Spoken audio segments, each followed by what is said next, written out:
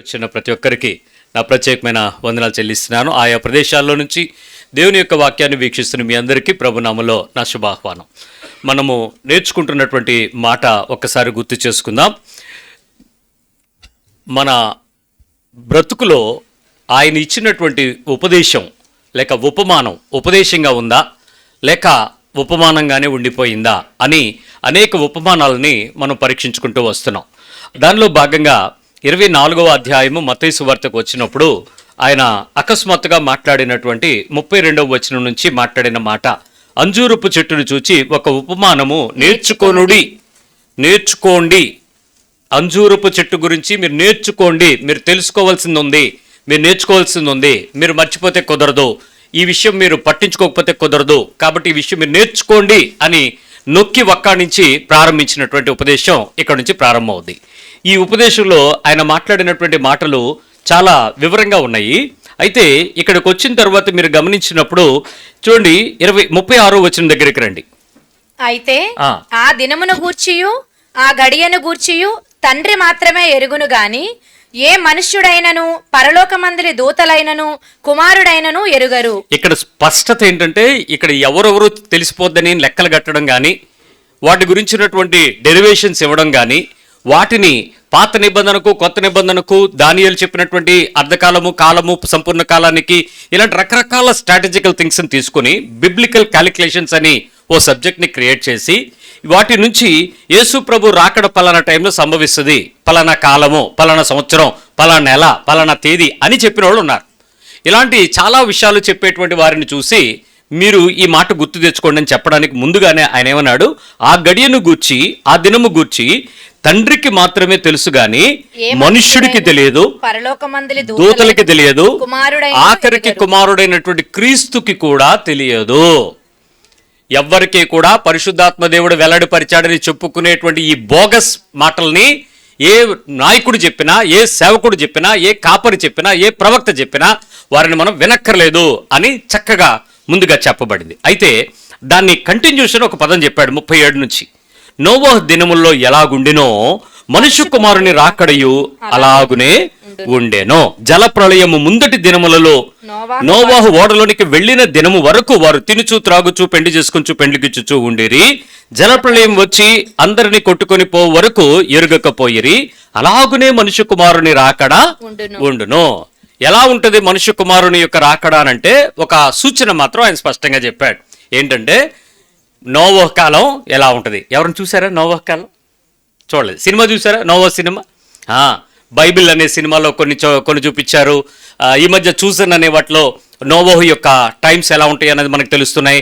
Bible అనేటువంటి ఈ పిల్లలు చూసేటువంటి కొన్ని వీడియోస్లో చాలా ఎలాంటివి ఉంటాయి, అలాంటి పరిస్థితులు ఏం జరిగినాయని కొన్ని విషయాలు చెప్పండి. అవన్నీ నేరేషన్సే. కానీ బైబిల్లో ఉన్నటువంటి ఆ స్పష్టత మనం తరచి చూచి, రహస్యంలో చాలా విషయాలు దాచబడ్డాయి. ప్రతి అక్షరం వెనుక ఆత్మానుసారం సత్యం ఉంది. బైబిల్లో ఏది కూడా మర్మం ఉండదు. అయితే మనిషి దాన్ని కుతూహలాపేక్షతో దేవుని యొక్క ఆత్మతో వెతుక్కుంటే దాని ప్రత్యక్షతలో మనకు వస్తాయి. ఈరోజు కొంచెం నన్ను భరించండి, ఎందుకంటే నోవహు రోజులు ఎలా ఉంటాయి ఇప్పుడు మీకు చూపించేస్తాను.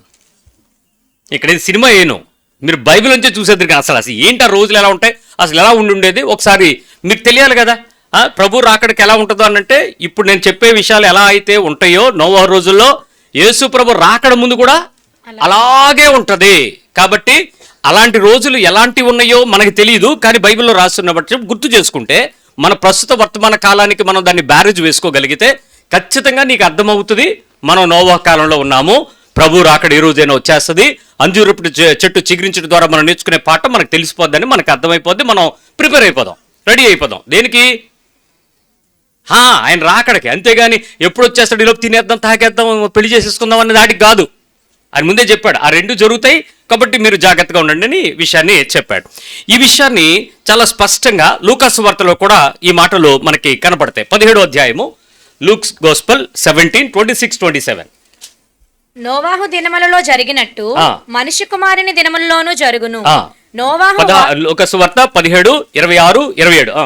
నోవాహు ఓడలోనికి వెళ్ళిన దినము వరకు ఆ. జనులు తినుచు త్రాగుచు ఏం చేస్తున్నారు జనులు? తినుచు తినటం, త్రాగుచు తాగడం, పెండ్లాడుచు పెళ్లిళ్ళు చేసుకోవటం, పెండ్లికి ఇయ్యబడుచు నుండి పెళ్లిళ్ళకి ఇచ్చుకోవటం, ఇవి జరుగుతూ ఉన్నాయి. ఇవి అంతలో జలప్రళయము వచ్చి ఈ లోపు వచ్చేసింది. వారందరినీ నాశనం చేసింది. సో అంటే ఎక్స్పెక్ట్ చెయ్యని టైంలో జలప్రళయం ఎలాగైతే వచ్చిందో, మనము ఎక్స్పెక్ట్ చెయ్యని తెలియని టైంలో ప్రభువు రాకడ ఉంటుంది.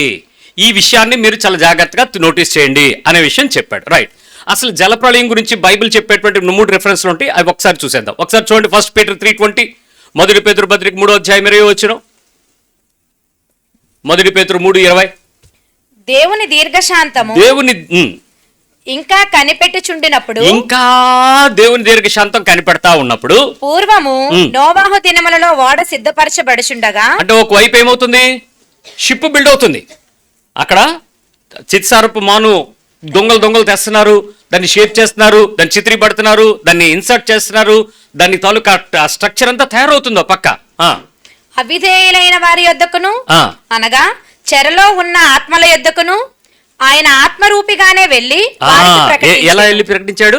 ఆత్మరూపిగానే వెళ్ళి. అంటే ఏంటో మీకు ఒకసారి తెలియాలి. ఆత్మరూపిగా వెళ్ళాడు అనేటువంటి విషయం ఎలాగో మీకు అర్థం అవ్వాలంటే ఒక మాట చెప్పండి.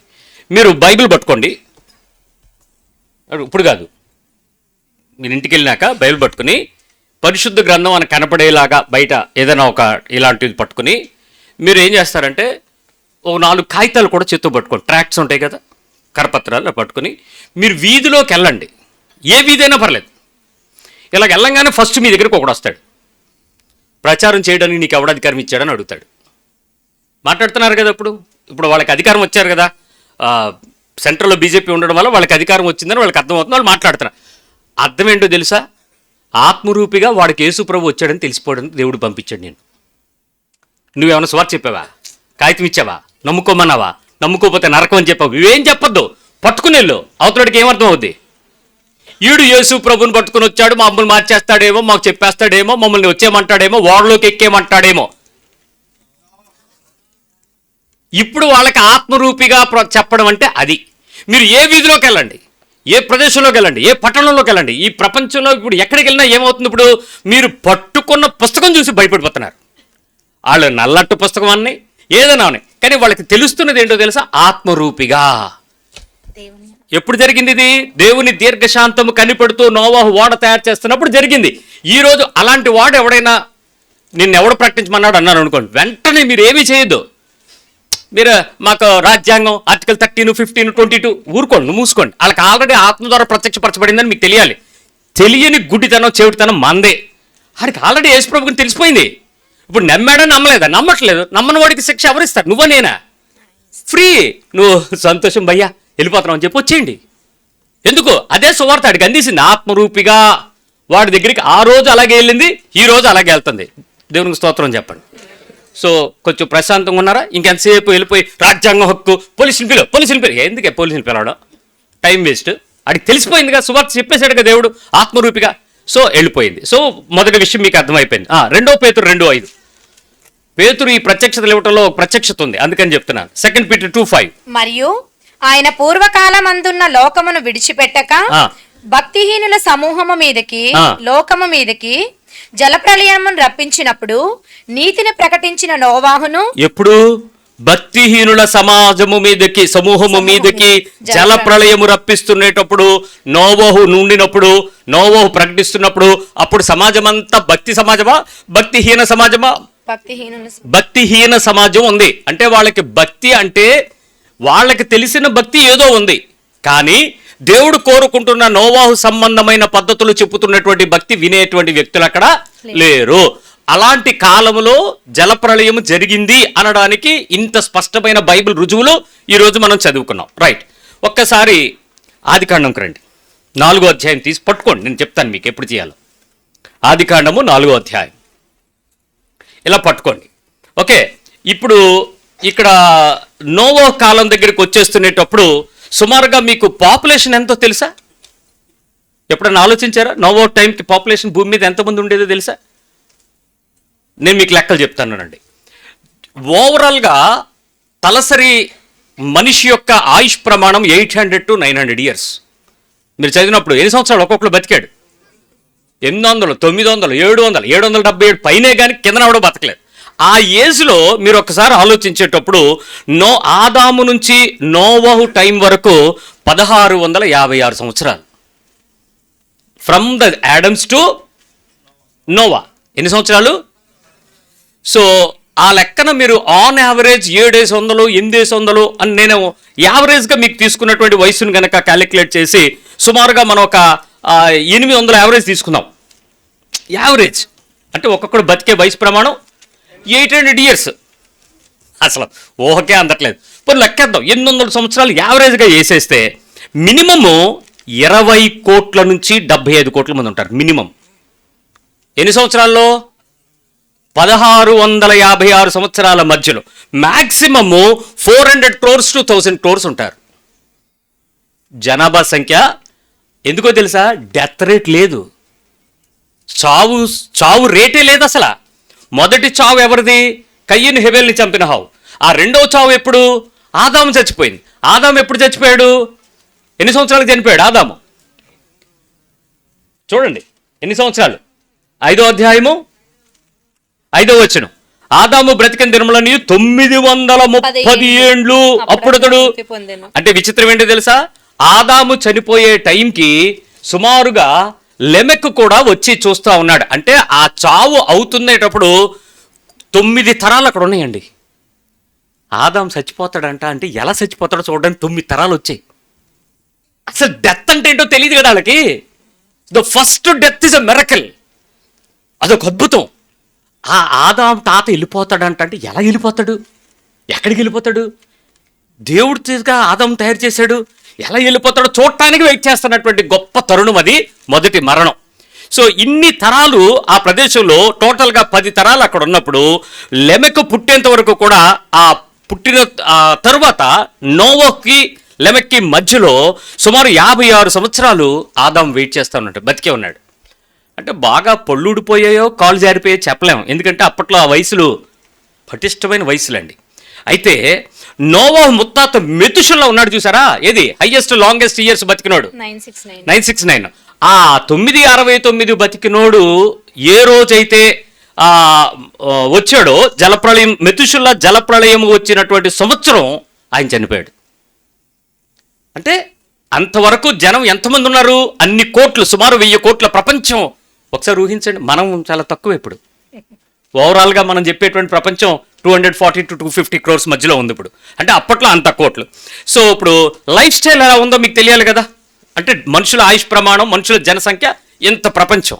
నేను మళ్ళీ చెప్తున్నాను, అందరి దగ్గరికే ఆత్మరూపంగా నోవహు నీతిమంతుడైనటువంటి సువార్త ప్రకటించాడా లేదా? ఎలా ప్రకటించి ఉంటాడు?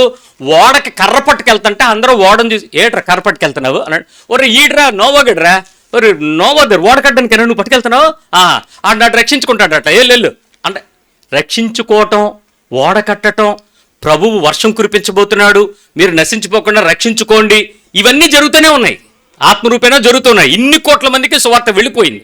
వెళ్ళిపోయిన తర్వాత ఎవడో రక్షించబడలా, మొత్తానికి ఓడ కడుతున్నాడు, సువార్త ప్రకటించబడింది. ఆ కాలం ఎలా ఉంటుందో ఒక్కసారి మనం కొంచెం కళ్ళు తెరుచుకుని చూడటానికి ప్రయత్నించేద్దాం. ఇప్పుడు నేను చెప్పిన 4వ అధ్యాయంకి రండి. జెనిసిస్ చాప్టర్ 4 verse 16 and 17, 16, 17 వచనాలు. అప్పుడు కయీను యెహోవా సన్నిధిలో నుండి బయలుదేరి వెళ్ళి ఏదేనుకు తూర్పు దిక్కున నోదు దేశంలో కాపురం ఉండెను. కయీను తన భార్యను కూడినప్పుడు ఆమె గర్భవతి అయి హనోకును కనెను. ఇతను ఇంకో హనోకు, ఆ లైన్ లో వచ్చిన హనోకు కాదు, వాళ్ళ పేరు పెట్టుకున్నారా, హనోకును కనెను. అప్పుడు అతడు ఒక ఊరు కట్టించి. ఏం కట్టించాడు? ఊరు. జాగ్రత్తగా ఏం కట్టించాడు? ఊరు కట్టించి. మనిషి కయ్యను ఏం కట్టించాడు? ఊరు కట్టించి ఆ ఊరికి తన కుమారుని పేరు పెట్టి విశాఖపట్నం అని పేరు పెట్టాడు. లేకపోతే హనోక్ అని హనోకుపురము అని పేరు పెట్టాడు. ఒకసారి ఆలోచించండి, ఇంత సివిలైజేషన్ అప్పట్లో ఉందంటే నమ్ముతారా? ఏం కట్టుకున్నారు వాళ్ళు? ఊరు కట్టారంట. ఇప్పుడు మీ ఊరే ఊరు? మీ ఊరు పేరు ఒకటి చెప్పండి, మీ నోటితో. మీ ఊరు ఏదో వచ్చారు, మీ తల్లిగారు ఊరో తండ్రి గారు ఊరో, ఒక ఊరు పేరు చెప్పండి. ఎవరు కట్టారు చెప్పండి? అసలు బిగినింగ్ టైంలో ఊరు కట్టాలని జ్ఞానం ఎవడిచ్చాడండి అడిగి? ఎలాంటి ఊరు కట్టి ఉంటాడు? తాతయ్య నీకు ఇక్కడ ఇల్లు కడతాను, తాతయ్య కొడుకా నీకు ఇక్కడ కొడతాను, కూతురా నువ్వు ఎక్కడుండు, అత్తయ్య నువ్వు అటెళ్ళు, అమ్మమ్మ ఇటుండని. ఎలా కట్టాడో ఊరు, దానికి ఒక హనోకుపురం అని పేరు పెట్టుకున్నాడు. కొడుకు పేరేంటి? హనోకు అనే పేరు మీద పురం. అంటే ఒక సివిలైజ్డ్ విలేజ్ అట్మాస్ఫియరు, ఒక ఊరు, ఒక విధంగా ఊరు అనేటువంటి పట్టణం. మనం బైబిల్ తెలుగు పదం కాబట్టి దీనిలో వచ్చింది. అక్కడ ఏముందంటే ఈ బిల్డ్ సిటీ అని ఉంది. అంటే ఒక సుమారుగా ఒక 5,000 ఒక 6,000 మంది ఉండడానికి కావాల్సిన ఒక సిటీ కట్టేసి ఉంటాడు. ఒక మంచి పట్టణంగా కట్టేసుకుని ఉంటాడు. సో సివిలైజేషన్ చక్కటి ఊర్లు వచ్చేసాయి. నెక్స్ట్ 4:19కి రండి. లెమెకు 2 స్త్రీలను పెండ్లి చేసుకొనెను. ఏంటి? లెమెకు 2 స్త్రీలను పెండ్లి చేసుకొనెను. అప్పట్లోనే కళాకారులే, ఒకడు సరిపోలేదు వీడికి. ఏం చేశాడు? ఇద్దరిని పెళ్లి చేసుకున్నాడు. పాలిగమీ ఉంది, చూస్తున్నాడు, ఎల్లు చెప్పుకుంటాడు.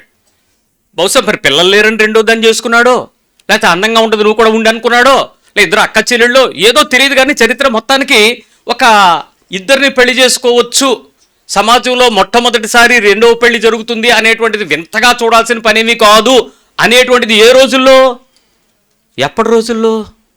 ఇప్పుడెందుకు మధ్య వింతగా చూస్తాను, అక్క చెల్లెళ్ళు చేసుకున్నాడంట.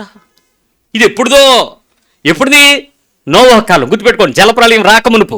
అంతకాలంలో 2-3 పెళ్లి చేసుకునేటువంటి పరిస్థితి, వాళ్ళ ద్వారా పిల్లల్ని కనే పరిస్థితి సమాజం ఆమోదించింది కాబట్టి బైబిల్లో చరిత్రగా అది లిఖించబడింది. సో మంచి 2 పెళ్లిళ్ళు చేసుకునే పరిస్థితి వచ్చేసింది. ఓకే, 4:20.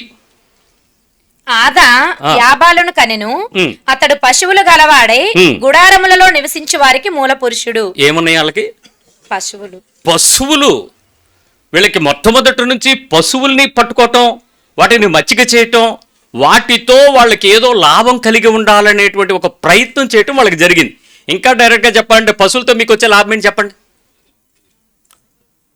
Dairy industry. ఎప్పటిది? ఆదికాండం, సృష్టి ప్రారంభం. సృష్టిలో నుంచి బయటకు తోసివేయబడిన తర్వాత వీళ్ళు క్యాటిల్తో డైరీ స్టార్ట్ చేశారు. పశువులు. నేను మొన్న పాడేరు వెళ్లాల్సి వచ్చింది. పాడేరు ప్రాంతంలో ఒక కుటుంబంలో ఉంటూ అక్కడ ఉన్నటువంటి పరిస్థితులన్నీ చూస్తుంటే ఒక్కొక్క మనిషికి సుమారు 70, 80, 90 పైన పశువులు ఉన్నాయి. విపరీతంగా పశువులు పట్టుకెళ్తున్నారు. ఈ పశువులు పట్టుకెళ్తూ ఉంటే నేను వాళ్ళని అడిగాను, మరి ఇక్కడ మాకు మర్చిపోయాను, తాగడానికి కాఫీ ఇచ్చారు. కాఫీ ఎలాగుంది తెలుసా? కాఫీ కలర్లో లేదు, నల్లగా ఉంది. దాని పేరు డికాషన్. కాఫీ డికాషన్ తాగుతారా అన్నారు. తాగుతాం, ఇవ్వండి అన్నాం. భలే కమ్మగా ఉందండి.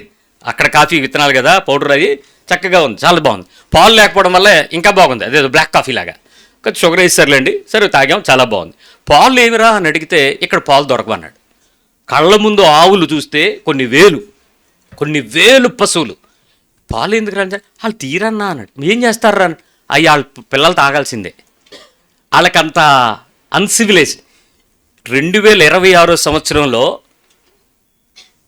అరకు, పాడేరు ప్రాంతాల్లో సివిలైజ్డ్ కల్చర్లో ఉన్న మనకి పాలు తీయాలి, పాలు తీసుకున్నటువంటి ఇండస్ట్రీ ఒకటి ఉంటుంది అనేటువంటి విషయం డైరీ నిజానికి మనం లేక ఉన్నాం. కానీ ఆదికాండంలోనే, సృష్టి ప్రారంభపు దినాల్లోనే ఈ రకమైనటువంటి కల్చర్తో వాళ్ళు చాలా చక్కగా పాడి పరిశ్రమను అభివృద్ధి పరిచారు. పాడి ఎప్పుడైతే ఉందో ఆటోమేటిక్గా అగ్రికల్చర్ ఏమవుద్ది? సో అగ్రికల్చర్ ఇండస్ట్రీ పెరిగిపోయింది. అట్ ద సేమ్ టైం వాళ్ళకి పశువులతో పాటు కొన్ని గుడారాలు వేసుకున్నారు అని చెప్తున్నాడు. అంటే టెంపరీగా ఏ ల్యాండ్ ఫెర్టైల్ అవుతుందో, ఏ ప్లేస్లో వాళ్ళు దాని బిజినెస్ని చక్కగా చేసుకోగలుగుతారో దాన్ని ముందుగానే వాళ్ళు జడ్జి చేసి ఈ ప్లేస్ అయితే బాగుంటుంది అన్నటువంటిది చక్కటి కల్చర్ డెవలప్ అయింది. రైట్. ఇప్పుడు 4:21 అతని సహోదరుని పేరు యూబాలు. ఇతడు సితారాను, సానికను అంటే పిల్లన గ్రోవిని వాడుక చేయి వారందరికీ మూల పురుషుడు. ఎవరు? యూబాల్. ఈ యూబల్లో వచ్చేటప్పటికి అదంతా ఒకే వచనంలో నడుస్తుంది కదంతా. అప్పటికే మ్యూజిక్ ఇండస్ట్రీ స్టార్ట్ అయిపోయింది. ఏంటో మ్యూజిక్ ఇండస్ట్రీ? సితారా, ఫ్లూటు. అంటే అప్పటికే మ్యూజికల్ సెన్స్ వచ్చేసింది, మ్యూజికల్ ఇన్స్ట్రుమెంటేషన్ వచ్చేసాయి, సింగర్స్ వచ్చేసి ఉంటారు, రకరకాల డ్రమ్ములు, తోలు వాద్యాలు అన్నీ వచ్చేసి ఉంటాయి. ఈ సితార ఎప్పుడైతే స్టార్ట్ అయిపోయిందో, వీణ లాంటిది, ఈ తంతులు ఇలాంటివన్నీ వచ్చేసేటప్పటికి ఈ మ్యూజికల్ పార్టీ కల్చర్ అంతా కూడా చాలా చక్కగా కల్చరల్ ఎంటర్టైన్మెంట్ కూడా స్టార్ట్ అయిపోయి ఉంటుంది. ఎప్పటికు? నోవాహు ముందు కాలం. అప్పటికింకా మీరు చెప్పుకునే కొత్త ప్రపంచం ఏమి లేదు, అప్పటికి స్టార్ట్ అయిపోయింది. చూడండి, ఏది? జలప్రళయానికి ముందు మ్యూజిక్ ఇండస్ట్రీ, ఇన్స్ట్రుమెంటేషను, అసలు చక్కగా మెన్షన్ చేస్తున్నాడు పిల్లను గ్రోవి.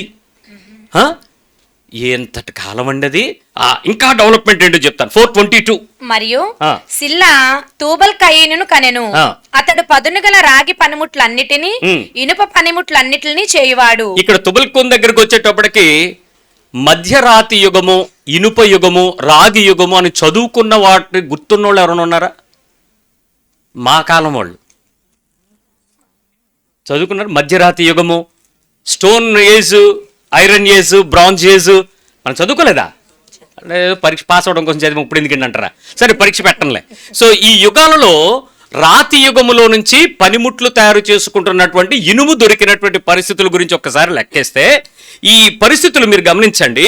సుమారుగా 2400 నుండి 1800 సంవత్సరాలు, 1800 సంవత్సరాల మధ్యలో క్రీస్తుకు పూర్వము ఇండియాలో తెలంగాణ ప్రాంతంలో మొట్టమొదట ఐరన్ కనుక్కోబడిందని చరిత్రక ఆధారాలు చెప్తున్నాయి. యేసుక్రీస్తుకు పూర్వం ఎన్ని సంవత్సరాలు? 2400 అంటే కాలం వెనక్కి క్యాలిక్యులేట్ చేస్తాం కాబట్టి అలా చెప్తాం. 2400 to 18 centuries మధ్యలో ఐరన్ దొరికింది అని చెప్తున్నాం. కానీ ఇప్పుడు మనం చెప్తున్నది ఎప్పుడు?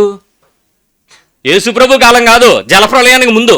అప్పట్లోనే తుబల్కీను ఆడు ఐరన్తో ఇన్స్ట్రుమెంటేషన్ తయారు చేశాడంట. ఒక్కసారి ఇనుము తయారైన తర్వాత ఎంత కల్చరల్ డెవలప్మెంట్ అయిపోయి ఉంటుందో చూడండి. సివిలైజేషను ఐరన్ ఎప్పుడైతే స్టార్ట్ అయిందో మనము ఇనుప యుగాన్ని ఒక బ్యారేజ్ వేసాం చరిత్రలో.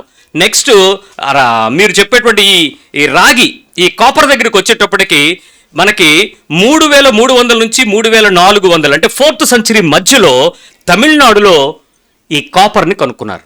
తమిళనాడు ప్రాంతాల్లో కాపర్ తాలూకా ఇన్స్ట్రుమెంట్స్, కొన్ని పాత్రలు కనుక్కున్నట్లు చరిత్రకారులు చూపిస్తున్నారు. ఈ సెంచురీస్ ఎప్పుడు అనంటే యేసు ప్రభు పుట్టిన తరువాత, హ్యూమన్ సివిలైజేషన్స్ పెరిగిన తరువాత, మధ్యధరా సింధు ప్రాంతంలో నుంచి ప్రజలు అటు నుంచి ఇటు ఆర్యులు వచ్చారని చెప్పుకుంటున్న తరువాత ఈ చరిత్ర తవ్వకాలు చెప్తుంటే బైబిల్ ఎప్పుడు చెప్తుంది? జలప్రళయం రాక మునుపు నోవహు కాలం జరుగుతున్న సమయంలో ఇలాంటి పరిస్థితులు ఉన్నాయి అని చెప్తున్నాడు. ఇప్పుడు ఒకసారి మామూలుగా ఆలోచన చెప్పండి. ఇలాంటి మెటలర్జికల్ టెక్నికల్ ఇన్స్ట్రుమెంటేషన్ డెవలప్ అయిపోయినటువంటి సివిలైజ్డ్ సిటీలో ప్రజలు ఏదైనా దేనికైనా తగ్గేలాగా ఉంటారా? ఎలాంటివి తయారు చేసుకుని ఉంటారు? ఇప్పుడు మీరు కుర్చీలు తయారు చేస్తున్నారు, అప్పుడే సోఫాలు, మంచాలు ఇనప తయారైపోయి ఉంటాయి. అలా కాకపోతే మీరు యుద్ధాలు ఫరో కాలంకి వచ్చేటప్పటికే ఒక్కొక్కడికి రథాలు తయారు చేయడం ఏంటి? చక్రం ఇన్వెంట్ అయిపోయింది అప్పటికే. Wheel was invented. At the same time వాళ్ళు ఇనుప రథాలతో యుద్ధాలు చేసినట్టు చెప్తారు. అంటే ఇంతటి చరిత్ర ఆది కాండంలో నోవహు కాలం జరిగేటప్పటికి జరిగిపోతున్నాయి. ఇప్పుడు ఇంకో మాట చెప్పాలి. వాళ్ళ పేర్లు మీరు ఒకసారి తుబల్కయూను అనండి, మీ నోరు తిరగదు.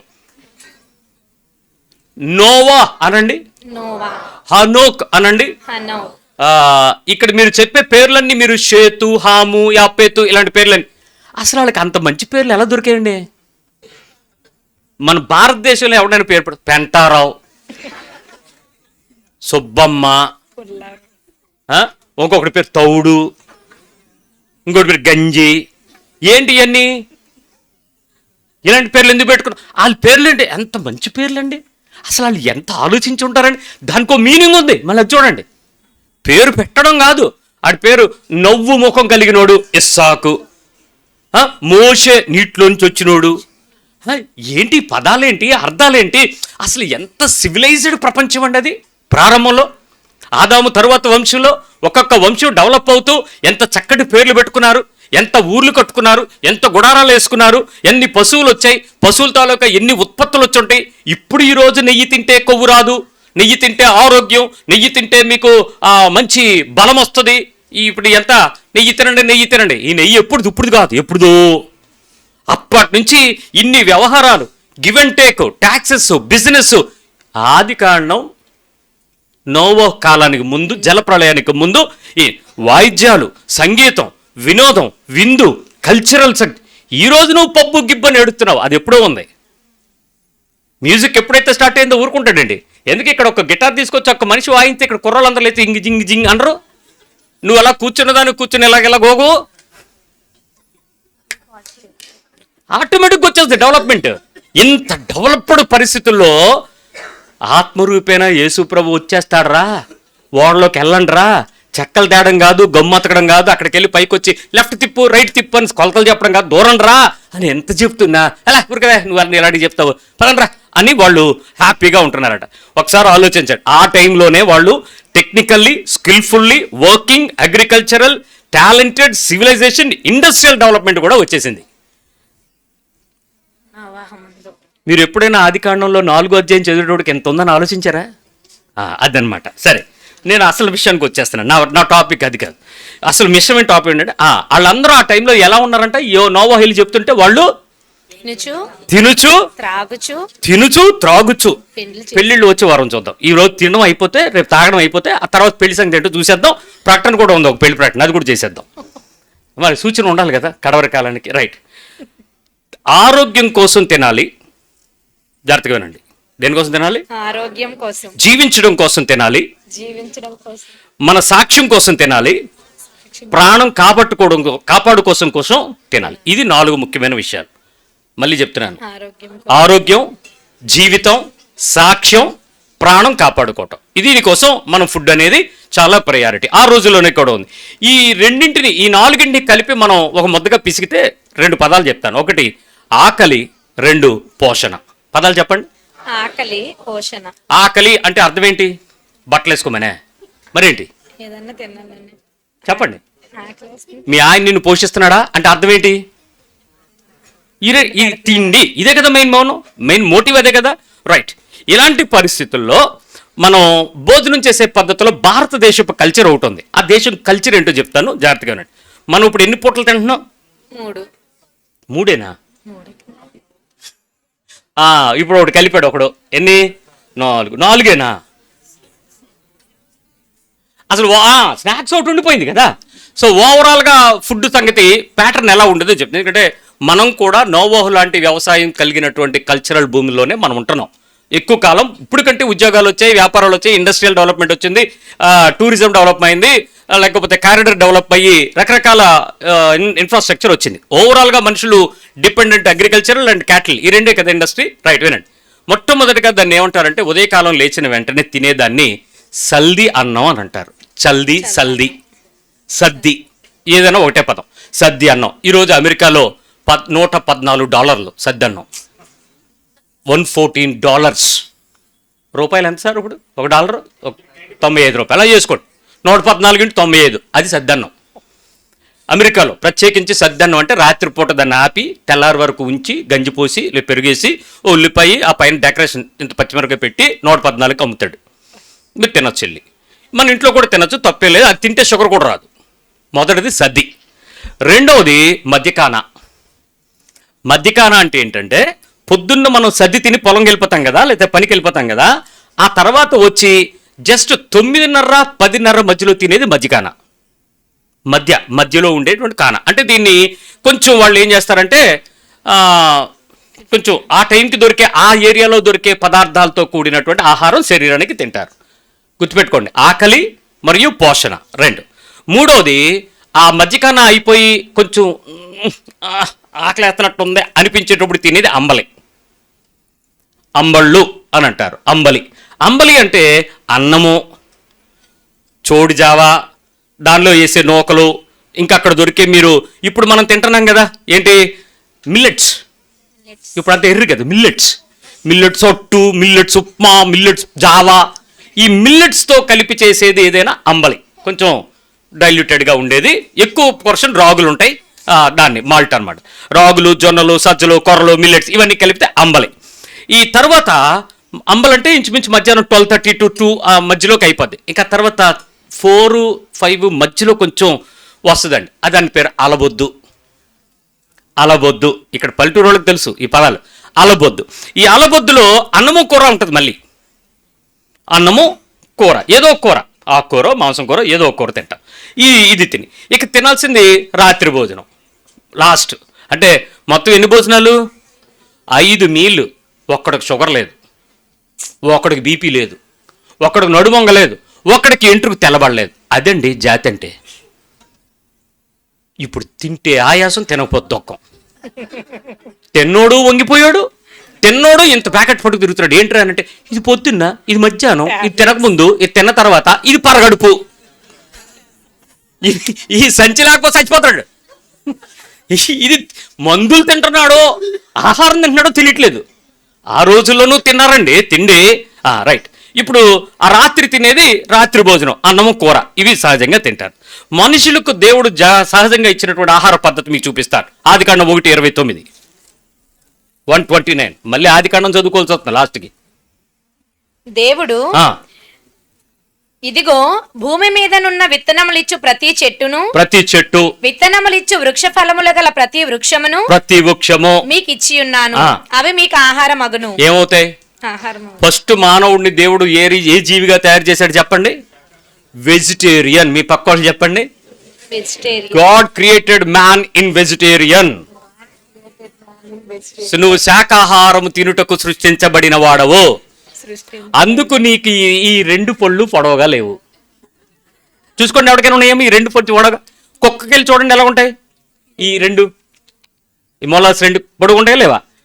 ఏ జంతువుకైనా ఉంటాయి చూడండి, ఒక్క మనిషికి తప్ప. దగ్గరగా ఉంటాయి కానీ పొడవుగా కూరలు అంటాం కదా, పైన 2 కింద 2 అవి లేవు. అంటే మనిషి దేని కొరకు డిజైన్ చేయబడినట్టు? ఇప్పుడు ఆ పొడవుగా ఉన్నాయంటే దేని కొరకు? చీల్చాలి, మాంసం కోసం. పచ్చిది తినటమే కదా, అప్పుడులో కూరలు లేవు కదా, అందుకని. సరే, ఇప్పుడు ఎప్పుడు మనిషి మాంసం తినడానికి దేవుడు తయారు చేశాడో చూపించిన 9వ అధ్యాయం 3:4. 9:3-4. ప్రాణము గల సమస్త చరములు మీకు ఆహారమగును. ఏమవుతాయి ఇప్పుడు? ప్రాణము కలిగిన సమస్త చరములు మీకు ఆహారమగును. పచ్చని కూర మొక్కలు నిచ్చినట్లు వాటిని మీకు ఇచ్చి ఉన్నాడు. ఎప్పుడు? నోవహు 9వ అధ్యాయంలోకి వచ్చేటట్టు జరిగిన విషయం ఏంటి? అప్పటికి భూమంతా వ్యానిష్, చెట్లన్నీ పోయాయి.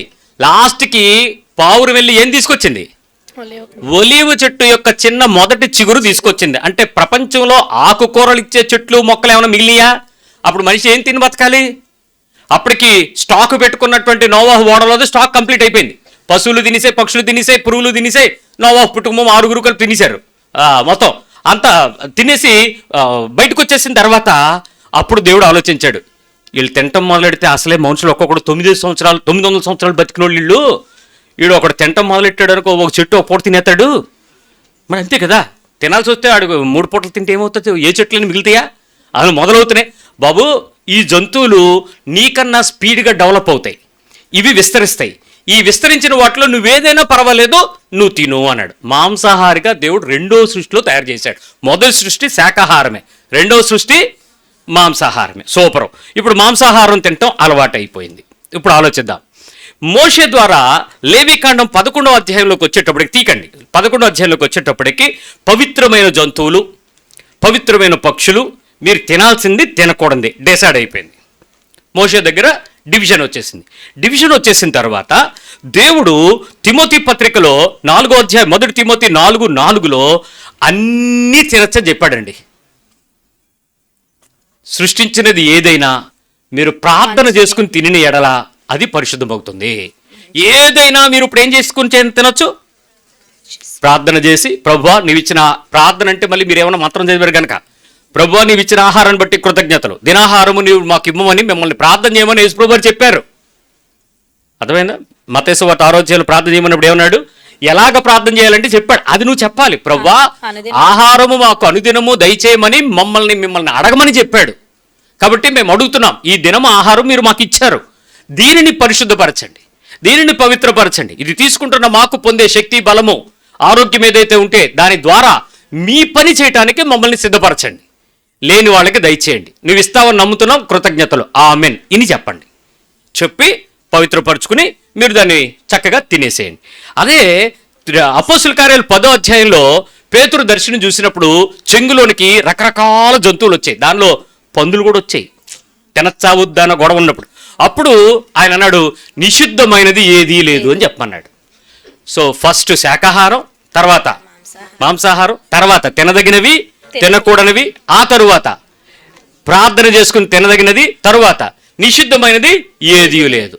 ఈ కాలానికి ఈ కమాండ్.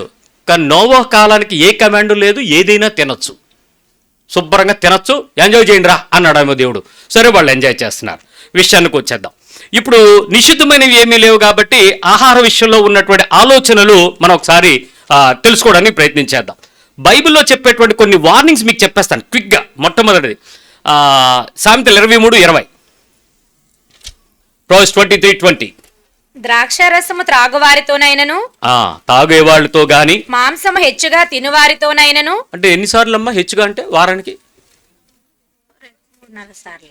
2 సార్లు కాదు, వారం అంటే 7 రోజులు కాబట్టి 3 సార్లు. మోర్ అంటే ఏంటి? వారానికి సగం చేయండి పోనే, 3.5 రోజులు 7 రోజులు అంటే 3.5 రోజుల కన్నా ఎక్కువ సార్లు నువ్వు మాంసం తింటే నువ్వు ఎక్కువ తిన్నట్టు లెక్క, అంతే కదా యావరేజ్. ఇప్పుడు మీ లెక్క ఏమైనా ఉంటే చెప్పండి, దాన్నే ఫాలో అవుతాను. 3.5 రోజులలో అంటే కనీసం ఆదివారం వచ్చేటికి తినలేదు ఏట్రా అని ఫీలింగ్ వచ్చిందంటే అర్థం ఏంటి? ఏటి వారం ఏటి లేదేట్రా, పళ్ళు సలిపెట్టిపోతున్నాయి లేదు అంటే. చిన్న పిల్లలు మీటింగులకు ఎక్కడికైనా వెళ్ళినప్పుడు, పెళ్ళిళ్ళకి ఎక్కడికైనా వెళ్ళినప్పుడు వాళ్ళు వడ్డిస్తుంటే ఏటి మమ్మీ మొక్కలు లేవు, ఆడి ముఖం చూడాలా, ఏం మొక్కలు ఏడు ఊరికే నీ ఇంట్లో నువ్వు దాచిపెడతావు, దోచిపెడతావు, తెచ్చిపెడతావు, ఆడు బయటకు వచ్చాక లేకపోతే చచ్చిపోతాడు. ఎక్కడికి వెళ్ళినా పిల్లలకి భాష అంతా ఏంటి, బాధ అంతా ఏంటి? చికెను పెట్టాలా. బైబిల్ ఏం చెప్తుంది? ఎక్కువగా ద్రాక్షరసం తాగేవాడితోను, ఎక్కువగా మాంసం తినేవారితోనైనను సహవాసము చేయకము. క్రైస్తవ సంఘం ఉండొద్దు అని డైరెక్ట్గా బైబిల్ చెప్పింది. క్రైస్తవ సంఘం అని ఎందుకంటున్నాను? అది లేకపోతే సంఘం లేదు. భోజనం పెట్టాలంటే దానిలో ఏం పెట్టాలి? మొక్క లేకపోతే ముద్ద దిగదు. ఏ ఫంక్షన్ అయినా పెట్టండి, వెజిటేరియన్ భోజనం వెజిటేరియనే, మళ్ళీ ముక్కల భోజనాలు ఎప్పుడు కనుక్కుని ఆడుకొస్తాడు ఆ రోజు. అరే తినే వాళ్ళతో తిరగద్రా బాబు, ఫెలోషిప్ జాగ్రత్తరా అని బైబిల్ చెప్తుంటే మనం దానికి ఎడిక్ట్ అయిపోయాం. సరే మీ ఇష్టం, నేనేం చేయను. 25:16 తేనె గురించి బైబిల్ చెప్తుంది. తేనె కనుగొంటివా, తగినంత మట్టుకే త్రాగము. అంతేగాని పొద్దున్న నిమ్మకాయ 7 నీళ్లు తేనె అనుకుని సీసాలు తాగేవు గనక సత్తావు. అధికముగా త్రాగిన ఎడల కక్కివేయుదు. నెక్స్ట్ ప్రాబ్లం వాంతులు. దొరుకుతుంది కదా తినేద్దాం, తాగేద్దాం. ఏంటంటే పొట్ట సన్నగైపోతుంది. అమ్మా తాగేసే తేనెకే నిమ్మకాయకే 7 నీళ్ళకే నీ పొట్టలు సాగిపోయి తగ్గిపోతే ఏమైనా నవ్వు కాదు. దాని తర్వాత చేయాల్సిన పనులు చాలా ఉన్నాయి, ఆ కంట్రోల్స్ ఏమి లేవు.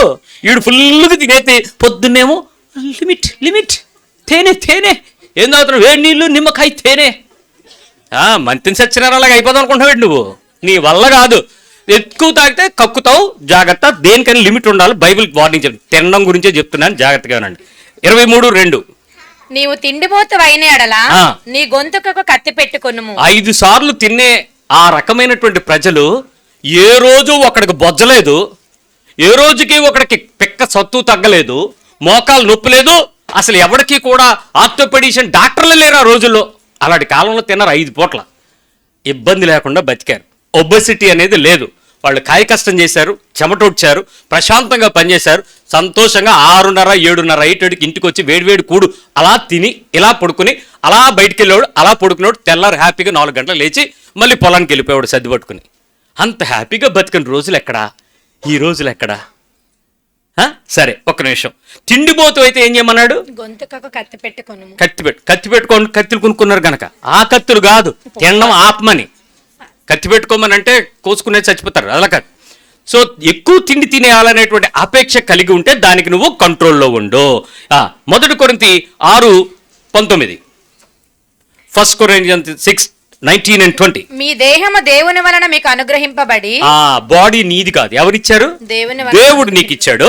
మీలో ఉన్న పరిశుద్ధాత్మక ఆలయమై ఉన్నదని మీరు ఎరుగరా? దేనికి? మీ టెంపుల్ లోపల నివసించే పరిశుద్ధాత్మ దేవునికి నీ బాడీ, అవుటర్ బాడీ ఏంటిది? It's a temple. ఓకే, కాబట్టి ఎవడైనా నువ్వు దేవుని ఆలయాన్ని పాడు చేస్తే దేవుడు నిన్నేం చేస్తాడు? పాడు చేస్తాడు. సో ఇప్పుడు ఈ టెంపుల్ ఉంది చూసారా, ఏదో ఒకసారి మీరు తడుముకోండి, మీ టెంపుల్ని, మీ గుడిని తడుముకోండి. మీ గుడి, మీ బాడీ ఉందా? అది దేవుని దేవాలయం. ఏంటిది? దేవుని దేవాలయం. దీనిలో ఎవరు నివసిస్తున్నారు? పరిశుద్ధాత్మ దేవుడు నివసిస్తున్నాడు. ఇప్పుడు దీనికి మందులు వేస్తున్నారంటే దేనికి వేస్తున్నారు?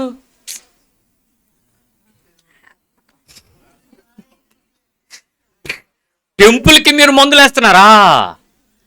అంటే ఎవరు పాడు చేశారు? నేనే పాడు చేశాను. మీరేనా? ఎందుకు పాడు చేశారు? నిజం చెప్పండి, ఎందుకు పాడైంది? అడ్డమైంది తిని నీ టెంపుల్ నువ్వేం చేసావు? పాడు చేసావు. మీరు ఏ డాక్టర్ దగ్గరికి వెళ్ళాలండి, ఫస్ట్ ఏం చెప్తాడు? మీరు వెయిట్ తగ్గాలండి. డాక్టర్ గారు నేనేం తినండి, గాలి తప్ప, ఎందుకలా లాభ అయిపోతానండి. ఊరుకోండి సార్, మీరు ఇప్పటికీ తినేశారు బాగా, మీకు ఇంత డెవలప్ అయిపోయింది. మిమ్మల్ని తీసుకెళ్ళి ఒక మిషన్ ముందు ఉంచోబెడతాడు, ఇలా పట్టుకోమంటుంది. అది సరిగ్గా నిలబడండి, తిన్నగా చూడండి, అలా బుర్రలా చూడండి, బిఎంఐ అని ఒకటి వస్తుంది లిస్టు. దానిలోని నీ యాక్చువల్ వయసు 32, ఇప్పుడు నువ్వు ఉన్న వయసు 62. అని నువ్వు 62 సంవత్సరాలలాగా నీ శరీరాన్ని నువ్వు పెంచేసావు. దేనివల్ల పెరిగింది? గాలే. అమ్మా ఈ రోజు నుంచి డైటింగ్ అమ్మ, ఈ ఒక్కసారి ఈ చపాతి తినేసి రేపటి చెయ్యమ్మా అంటది మీ అమ్మ. ఈ ఒక్క పూటకు చపాతి దోపెత్తే అడిగి ఎన్ని క్యాలరీలు వెళ్ళిపోతాయి? రాత్రి చెప్తావు ఈ రోజు నుంచి నేను స్వీట్లు తిన్నాను, ఈ ఒక్కసారి పాయసం తిని అన్నది. ఈ ముద్దులు, ఈ మురిపాలు, ఈ ప్రేమలు ఎక్కడికైనా అమ్మ మాకేం వద్దు తల్లి అన్నాం అనుకోండి, పాస్టర్ గారు మానేశారా? సేవకుడు మా ఇంటికి వచ్చినప్పుడు తినకుండా వెళ్తే మాకు దీవెన ఆగిపోద్దు కదూ అంటే ఇప్పుడు మేమేం చేయాలి? మధ్యప్రదేశాన్ని పెంచి మీకు దీవించి మేము హాస్పిటల్కి వెళ్ళాలి. అల్టిమేట్గా మీరు సుఖంగా ఉండరు, మమ్మల్ని సుఖంగా ఉండండి. ఎవరు ధన్నమదల్లా క్రైస్తవులారా. మొత్తానికి బాధ అంతా ఏంటంటే తిండి, అంతేనా? కొత్త అల్లుడిని మేపినట్టు ఈ తిండి, ఈ ఆలయాన్ని మేపి మేపి మేపి ఆఖరికి దాన్ని ఏం చేయాలంటే పెరుగుడు విరుగుడు కొరకే అనే సత్యంకి వెళ్ళి కూర్చుంటాం. సరే, ఇంకెందుకు వద్దాం. తిండిపోతు అయితే ఖర్చు పెట్టుకో, దేవాలయము జాగ్రత్త. రైట్. 1 కొరింథీ 10:31 సరిగ్గా అండర్లైన్ చేసుకోండి. ఏదైనా కలర్ పెన్సిల్ ఉంటే రుద్దుకోండి దాన్ని బైబిల్లో. 10:31. కాబట్టి మీరు భోజనము చేసినను అంటే మీరు ఏ రకంగా బ్రేక్ఫాస్ట్ చేసినా, లంచ్ చేసినా, ఈవినింగ్ స్నాక్స్ తిన్నా, రాత్రి డిన్నర్ చేసినా, మిడ్ నైట్ దయ్యం తిండి తిన్నా, ఏం చేసినాను? పానము చేసినను, డ్రింకింగ్ ఏది రకాలైన, మీరు కోకోకోలా తాగండి, నిమ్మకాయ జ్యూస్ తాగండి, కొబ్బరి బొండం తాగండి, లేకపోతే ఇంట్లో తయారు చేసుకున్న బటర్ మిల్క్ తాగండి, ఇంకా లేకపోతే సబ్జా వేడి నీళ్లు. ఈ మధ్య కొత్త సిద్ధాంతాలు వచ్చినాయి కదా, ఏ సబ్జా గింజలు కాకపోతే చియా సీడ్స్. ఎంత స్పెషల్ పదాలు మారిపోయినాయి. చియా సీడ్స్ ఈ వేసుకుని తాగండి. కానివ్వండి, ఏమి చేసినాను? దేవుని మహిమ కొరకు చేయుడి. ఏం మహిమ కోసం చేయాలి? దేవుని మహిమ కొరకు. అంటే ఇప్పుడు నువ్వు తాగేటప్పుడు దేవుని మహిమ కొరకు అంటే సమస్తమును అన్నట్ట స్టైల్గా తాగమనా? సో మీరు గుర్తుపెట్టుకో, నీ బాడీని ఖరాబు చేసి దేవాలయాన్ని పాడు చేయకుండా దేవాలయాన్ని మహిమపరచడం కొరకు చెయ్యాలి. అది దాని అర్థం. అర్థమైంది కదా? రైట్. ఇప్పుడు మీరు ఇన్ని కండిషన్స్ చూసేశారు కదా, ఇప్పుడు అసలైన విషయంకి వచ్చేస్తాను. మాథ్యూ 4:4 యేసుప్రభువు చెప్పిన కండిషన్ చూపిస్తాను. మాథ్యూ 4:4 మనిషి రొట్టె వలన కాదు గాని దేవుని నోటి నుంచి వచ్చే మాట వలన బ్రతుకుదురని మనందరికీ తెలియదు. ఇది యేసుప్రభువు చెప్పిన మాట కాదు, పాత నిబంధన కాలంలో ప్రభు చెప్పిన మాటే ఇక్కడ చెప్పినాడు. మనిషి తిండి వల్ల బతకడు, దేవుని మాట వల్ల బతుకుతాడు. అంటే ఏది ప్రయారిటీ ఇవ్వాలి చెప్పండి? తిండా, వాక్యమా? వాక్యము. అటో అందుకే చాలా మంది ఏం చేస్తారు తెలుసా? వాక్యంకి వచ్చిన తర్వాత తిండిట్టేస్తారు. ఎందుకు? పనిలో పని వాక్యం అయిపోద్ది, పనిలో పని వెళ్ళిపోద్ది. నేను విశాఖపట్నం మినిస్ట్రీ ప్రారంభించక మునుపు నేను చాలా చర్చిలకు వెళ్ళి చూసొచ్చాను. చాలా చర్చిల్లో మధ్యాహ్నం సర్వీసు, ఆ తర్వాత లంచ్ ఫాలోస్. చాలామంది నేను అడిగాను, ఎందుకు సార్ భోజనం పెడుతున్నారు అని అంటే, పెడితే ఎక్కువ మంది వస్తారని అన్నారు. ఎక్కువ మంది అంటే దేవుని యొక్క పనిని భోజనంతో పని చేస్తే జాగ్రత్తగా ఉండండి, వాక్యం మాత్రం చాలా ఇంపార్టెంట్ అని చెప్పిన వాక్యంలో ఒక వచనం తీసుకుని భోజనాలు పెట్టి చాలా చర్చలు. దేవునికి కృప ఏంటంటే ఈ రోజుల్లో ఒక 100 చర్చలు యావరేజ్గా విశాఖపట్నంలో తీసుకుంటే ఒక్క చర్చిలోనే భోజనాలు పెడుతున్నారు. 99 చర్చలు సైలెంట్ అయిపోయినాయి, పెట్టడం మానేశారు. ఎందుకంటే చేసేవాడు లేడు, ఇచ్చేవాడు లేడు. మనం జోబులను తెస్తామా? అందుకని పెట్టడం మానేశారు. సరే, యేసుప్రభువు ఇంకొక విషయాన్ని కూడా మనకు చెప్పారు. 14వ అధ్యాయము రోమపత్రిక 17వ వచనం. దేవుని రాజ్యము భోజనమును పానమును కాదు గాని. అంటే దేవుని రాజ్యం ఏది కాదు? భోజనము, ఫుడ్, డ్రింక్ ఇంపార్టెంట్ కాదు. గుర్తుపెట్టుకోండి, మనిషి రొట్టె వలన కావాలని బతకడు, దేవుని నోటి నుంచి మాట కావాలని చెప్పిన దేవుడు. అదే విషయంలో దేవుని రాజ్యం గురించి మీరు ఆశ కలిగి ఉండాలంటే ఏం చెప్పాల్సి వచ్చింది? మీరు భోజనము పానము గురించి ఇంపార్టెంట్ గా వెళ్ళొద్దు. అదే 14:20 చదువునా? భోజనము నిమిత్తము భోజనం కోసం దేవుని పనిని పాడు చేయకుడి. అంతేకాకుండా అక్కడ వచనం యొక్క అర్థం చెప్పనా, ఒకడు తినటం వలన ఇంకొకడికి అభ్యంతరం కలిగితే అది వానికి పాపమగును. అంటే నేను తినే తిండి, నేను తినే పద్ధతి, నేను తింటున్నటువంటి పదార్థం మరొకడికి అభ్యంతరం అయిందనుకోండి, తింటున్న నాకు అది పాపం, ఫుడ్ పాపం. దేవుని పనిని ఫుడ్ బట్టి చెడిపోకుండా చూసుకోండి. మీరు మీటింగే పెట్టండి, సువార్తే చేయండి, ఇంకేదైనా కార్యక్రమాలు చేయండి, దేవుని పని పాడైపోవడానికి ఫుడ్ కారణం అవుతుంది. కాబట్టి ఫుడ్తో దేవుని పనిని పెట్టే ఏ పనిని కూడా బైబిల్ అంగీకరించదు. అలాగని లేనివాడికి పెట్టద్దని బైబిల్ చెప్పదు. పెట్టేటప్పుడే చాలా జాగ్రత్తగా దాని యొక్క పద్ధతి ఏంటో చూసుకుని జ్ఞానంగా పెట్టుకోండి. ఇది ఫుడ్కి సంబంధించిన విషయం. నాకు ఓన్లీ 15 minutes టైం ఉంది, కానీ చెప్పడానికి చాలా డేటా ఉంది ఫుడ్ గురించి. కానీ నోవహు దినాల్లో ఎలాగుందో ఇప్పుడు పాపులేషన్ అలాగే ఉంది, ఇప్పుడు ఫుడ్ కల్చర్ అలాగే ఉంది. ఇలాంటి పరిస్థితుల్లో ఈరోజు ఎలాంటి పరిస్థితుల్లో ఉందో మీకు కొన్ని ఎగ్జాంపుల్ చెప్తాను, జాగ్రత్తగా వినండి. ఫుడ్ అనేది ఈ రోజుల్లో పెద్ద వ్యాపారం, పెద్ద వినోదం, పెద్ద సామాజిక హోదా. ఇది ఫుడ్ అనేది 3 రకాలు. ఏంటిది? ఫస్ట్ వ్యాపారం, రెండోది వినోదం, మూడోది సామాజికమైనటువంటి హోదా. ఈ మీకు 15 విషయాలు చెప్తాను ఫుడ్ గురించినటువంటి మీరు ఇప్పటివరకు ఆలోచించిన విషయాలు. నెంబర్ 1, ఫుడ్ టూరిజం అనేది డెవలప్ అయింది. ఇప్పుడు ఫుడ్ టూరిజం అంటే ఏంటంటే, పలానా ప్రదేశంలో పలానా ఫుడ్ బాగుంటుంది అని అంటే ఆ తినడం కోసం ఆ ఊరు ప్రయాణం కోట్లు లక్షలు ఖర్చు పెట్టుకుని వెళ్ళడం, అది ఫుడ్ టూరిజం. ఎగ్జాంపుల్ ఏంటంటే, పిజ్జా ఏ దేశంలో బాగుంటుందో తెలుసా? ఇటలీ. పిజ్జా తినాలంటే ఇటలీ వెళ్ళాల్సిందే. కాబట్టి జీవితంలో ఒకడు ఏం చేస్తున్నాడు తెలుసా? ఎలాగైనా ఇటలీ వెళ్ళి పిజ్జా తినాలా. ఇంకా విషయాలు చెప్పనా? సుషి అనేటువంటి ఒక ఫుడ్ ఉంది, సుషి. జపాన్ వెళ్ళొచ్చారా? వీడియోలు చూసారా? Very good. సుషి తినాలంటే ఎక్కడికి వెళ్ళాలి? కాబట్టి జీవితంలో ఒక్కసారైనా వెళ్ళి జపాన్ వెళ్ళి ఏం తినాలి? ఫుడ్. బిర్యానీ. హైదరాబాద్ బిర్యానీకి ప్రపంచంలో చాలా మంది ఫ్యాన్స్ ఉన్నారు, వాళ్ళు ఇక్కడికి వచ్చి తింటారు. మనం అక్కడికి వెళ్ళి ఇంగిల్ తిన్నట్టే వాళ్ళు ఇక్కడికి వచ్చి కూడి తింటారు. ఇప్పుడు దీన్ని ఏమంటారు ఇండస్ట్రీని? దీన్ని ఫుడ్ టూరిజం బాగా డెవలప్ అయింది.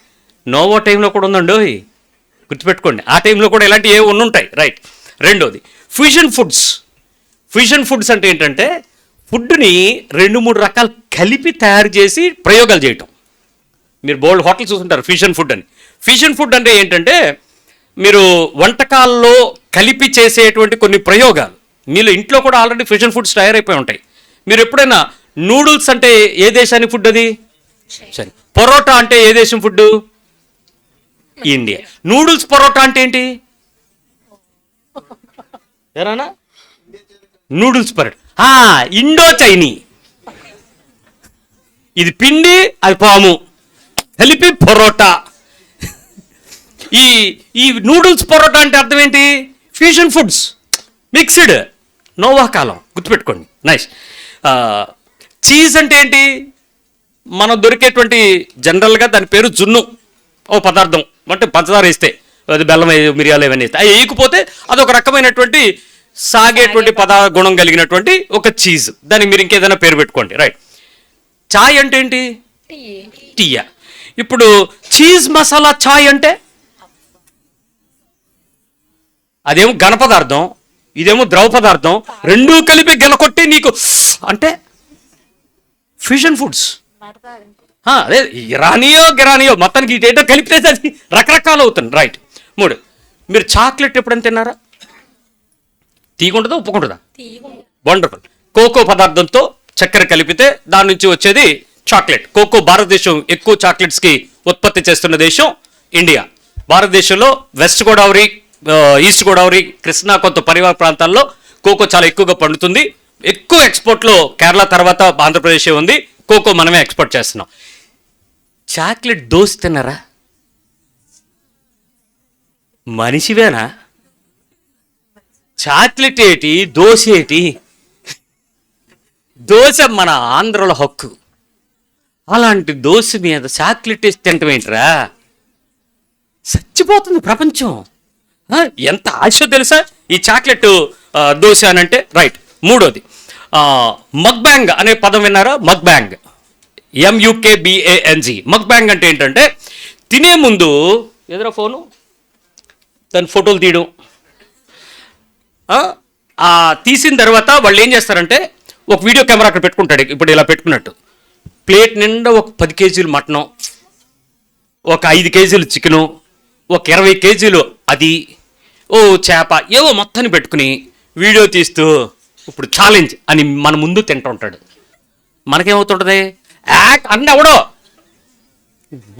ఇంత సన్నోడు వీడు ఎలా తినేస్తున్నాడు, వీడు రాత్రికి ఒక కోడి తినేద్దామని నీకు అనిపించింది.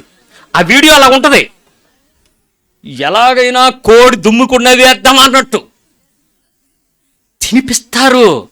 అది మక్బ్యాంగ్ అనేటువంటి ఈ లైవ్లో కిలోల కొద్దీ తినడం, వీడియోలు చేయడం, దానికి లక్షల కొద్దీ వ్యూస్, దానివల్ల రెవెన్యూ, దానివల్ల రేపు మళ్ళీ ఆడు ఫోటో ఆడు మళ్ళీ కామెంట్స్ పెడుతుంటారు, అన్న నువ్వు 20 కేజీలు తినేసావు, ఈసారి 10 కేజీలు బీఫ్ తిను అని అంటే ఆడు స్టార్ట్. ఆ తర్వాత గాడి మాంసం తిను అంటే అది స్టార్ట్.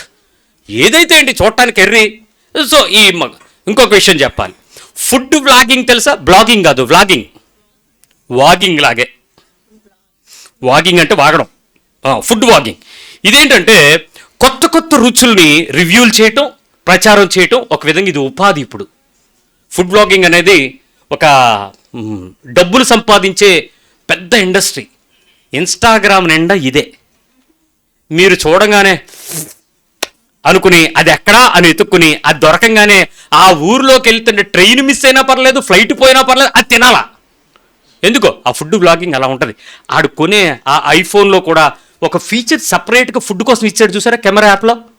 మీ ఫోన్లో ఫుడ్ తీయటానికి ఒక యాప్ని పెట్టాడంటే మిమ్మల్ని ఎంత ఎడిట్ చేస్తుందో చూడండి. అది ఫుడ్ ఇండస్ట్రీ. తినుట ఏ రోజుల కాలం ఇదే, ఇప్పుడే కాలం 2026, మనం పోయే కాలం. రైట్, ఇంకా విషయం చెప్తాను రండి. Molecular gastronomy. ఈ మాలిక్యులర్ గ్యాస్ట్రోనమీ ఏంటంటే ఇప్పుడు ద్రవం లాగా తాగితే బాగానే ఉంటుంది, దాన్ని జెల్లీలాగా మారుస్తున్నారు, దాన్ని మారుస్తున్నారు. ఈ మధ్య ఎక్కడ పొగలు వస్తున్నాయి చూడండి, నోట్లో పెడుతుంటే అదే నైట్రోజన్ గ్యాస్ వేసి దాన్ని మీకు పెడితే నోట్లో కొట్టగానే మంట smoke biscuits, smoke ice creams, మంటలు వచ్చే కిల్లీలు మండిపోతాడు. అడలా తీసుతాడు నోట్లో. మనం అంటే అదో వీడియో ఏంటి అంటే అది నీకు తినాలనిపిస్తుంది, అది ఎగ్జిబిషన్లో పెట్టాడు. ఆ తర్వాత 500 మంది హాస్పిటల్లో జాయిన్ అయ్యారు. తిన్నుమా నిన్ను ఎంత రెచ్చగొట్టేస్తున్నారండి. ఈ తిండికి ఎంత ఆసక్తి కలిగి ఉన్నామండి, ఇది తినాలి అని ఎంత ప్రయత్నం అండి. నేను ఇప్పుడు ఛాలెంజ్ చేస్తాను, మీ ఫోన్లు బయటకు తీసి మీ గ్యాలరీ ఓపెన్ చేసి ఎవరి దానిలో ఫుడ్ లేదో చెప్పండి చూద్దాం. ఒక్క ఫోటో ఉండకూడదు. ఫుడ్ దమ్ముంది ఎవరికైనా? ప్రతి ఓడి ఫోటోలో ఆడు తిన్నది, అది ఏ రకమైన ఫుడ్ అయినా ఫోటో తీస్తున్నాడు, ఎక్కడికైనా తీస్తున్నాడు, అది ఉంచుకుంటున్నాడు. ఏమంటే నేను ఒకప్పుడు తిన్నాను చూసుకోవడానికి, మర్చిపోలేకపోతున్నాడు. నోవో తాత ఆ రోజులే. రైట్, తినండి, నేనేమన్నాను సరే. ఈ స్మోక్ బిస్కెట్లు, ఈ రకమైనటువంటి ఫ్రోజన్ ఐటమ్స్ రకరకాల ఖరీదు. ఇక తర్వాత ఫుడ్లో కొంచెం రిచ్ ఫ్లేవర్ని పెంచారు. రిచ్ ఫ్లేవర్, బిర్యానీ మీద బంగారం కోటింగ్ అద్దడం, ఐస్ క్రీమ్ మీద సిల్వర్ వేపర్ అద్దడం, బిస్కెట్స్ మీద, కొన్ని ఫుడ్స్ మీద పైన సిల్వర్ స్వీట్స్ మీద మీరు చూస్తున్నారు చూసారా, అది కాస్ట్లీ. నిజానికి ఒక ఆయన అడిగితే 24 క్యారెట్స్ గోల్డ్ అన్నాడు. మీకు డబ్బులు వస్తున్నాయి కదండి దీనివల్ల అన్నాడు. అంతే. అది ఏంటంటే ఆ మనుషులు ఆ తినే పదార్థాలకు విపరీతమైనటువంటి రేటు రావడం. ఆ సిల్వరు, ఆ గోల్డ్ ఆ బర్గర్ మీద అంటిస్తే 20 రూపాయల బర్గరు దాని మీద చిన్న రేక్ అంటించాడు అనుకోండి, 2000 మాట్లాడుకుని తినేస్తున్నాం. మంచిది, తినండి. ఇప్పుడు ఆశ్చర్యకరమైన విషయం కూడా చెప్తాను. తెల్లవారు లెగిస్తే ఏదో గుక్కు నీళ్లు లోపల కడుపులో పడితే కొంచెం ఎనర్జీ వస్తుంది అనడానికి తాగిన కాఫీ నీళ్లు. ఏ నీళ్లు? అప్పట్లో మనం ఏదో గుక్కుడు కాఫీ నీళ్ళు పోయమ్మా అనుకునేవాళ్ళం కదా. ఆ కాఫీ నీళ్లు ఇప్పుడు కాఫీ ఇండస్ట్రీ. ఆ కాఫీ ఇండస్ట్రీలో సుమారుగా 200 రకాల కాఫీలు 5 రూపాయల నుంచి 8,000 వరకు ఒక కప్పు అమ్ముతున్నారట. జస్ట్ 8,000 బగ్స్ ఇండియన్ రూపీస్ ఒక్క కప్పు కాఫీ. ఎంత గర్వంగా కాఫీ తాగుతామో తెలుసా? స్టార్ బక్స్ అనే ఒక డబ్బా పట్టుకుని, అదొక స్టైలు. నీలోఫర్ కాఫీ పట్టుకుని టీ పట్టుకుని అదొక ఫోటో ఎంజాయింగ్. ఏం మహిమ. ఓకే, తాగండి. కాఫీ ఇండస్ట్రీ, ఎన్ని రకాల కాఫీలు. రైట్. ఇక మీకు కావియార్ అనే పేరు విన్నారు ఎప్పుడన్నా? కావియార్ అంటే ఏంటంటే చేప గుడ్లు. ఆ చేప గుడ్లు తినటానికి ఒక కంపెనీ ఉంది. ఆ చేప గుడ్లు ఖరీదు జస్ట్ 4,500 జిఎస్టీ ఎక్స్ట్రా. 4,500 చేప గుడ్లు. మనం ఈ ఇంటి దగ్గర బోల్డ్, కానీ ఆ గుడ్లే వేరు. అలాగని చెప్పకపోతే మీరు కొనరు. సో అదొక ఇండస్ట్రీ. వాస్తవానికి ఇంకొక ప్రత్యేకమైన విషయం చెప్పాలి. హోటల్ ఇండస్ట్రీ ఈ రోజుల్లో మంచి డెవలప్డ్ ఇండస్ట్రీ. హోటల్ ఒకసారి నోటుతానండి. Very good. Hotel 24/7/365 days, any time any food. మొన్న హైదరాబాద్లో పెద్ద పెద్ద ప్రముఖమైనటువంటి వ్యాపార రెస్టారెంట్స్కి వెళ్ళి వాళ్ళు తీసిన తర్వాత రెడీగా ఫుడ్ వండేసి ప్యాకింగ్ చేసి ఫ్రీజర్లో పెట్టేసి జొమాటోలో ఆర్డర్ రాగానే వేడి చేసి ఇంటికి తోలేస్తున్నాడు. అది లోపల ఎలా ఉందో వాళ్ళకి తెలియదు, పంపడం వరకే వాళ్ళ పని. సో కొన్ని వేల హోటల్స్ వీళ్ళని రైడింగ్ జరుగుతూనే ఉంటాయి, వాళ్ళు చేయాల్సింది చేస్తూనే ఉంటారు. రైట్. మిడ్ నైట్ బిర్యానీ మన పాతకాలంలో ఎవరైనా విన్నారయ్యి? అసలు బిర్యానీ పులిహోర అంటేనే ఏదైనా పెళ్ళిళ్ళకి, పెద్దోళ్ళు పెళ్ళికి తినేవాళ్ళం అంతే. ఇప్పుడు అది లేకుండా పెళ్ళి ఉందా? పులిహోర తింటమే చీ. పిల్లలు పసుపుతో ఎవరన్నా పడి ఇదేంటి మమ్మీ ఇలాగుంది, ఎలా కావాలిడికి? అవి కావాలా, ముక్కలు తగలాలా, అది బిర్యానీ అయ్యాలా, అయితేనే తింటాడు పిల్లలు, లేకపోతే తిండో. రైట్. లేట్ నైట్ ఫుడ్ అలవాటు అయిపోయాం. స్ట్రీట్ ఫుడ్స్ మన దగ్గర కాలనీయే లేపేశారు, మళ్ళీ కడతారట. స్ట్రీట్ ఫుడ్స్ రాత్రి 11:30కి మేము విజయనగరం నుంచి వస్తూ కడుపు చేత పట్టుకుని అన్నం దొరుకుద్దేమో అని ఎత్తుక్కుంటూ వస్తే లాస్ట్కి అక్కడే తినాల్సి వచ్చింది, రోడ్డు మీద. పెద్ద ఇండస్ట్రీ అండి ఇది. ఒక్కొక్క ట్రక్ మీద వాళ్ళు ఎన్ని రకాలు పెడుతున్నారో. అది అసలు ఈ చివరి నుంచి ఆ చివరికి ఒకసారి వెళ్ళిన తర్వాత ఆకలి చచ్చిపోయింది. కన్నులతో చూసిన తర్వాత కడుపు తినాలనిపించలే. మరి ఏదైనా తినాలి, తినకపోతే చచ్చిపోతుంది తెల్లారిపేటకి అన్నట్టు తినాల్సి వచ్చింది. అలాగని డబ్బులు ఏం తక్కువ కాదండి, అర్ధరేత్రి అవన్నీ ఎక్కువే. ఇప్పుడు ఇంకొక పెద్ద ఇండస్ట్రీ ఏంటి తెలుసా?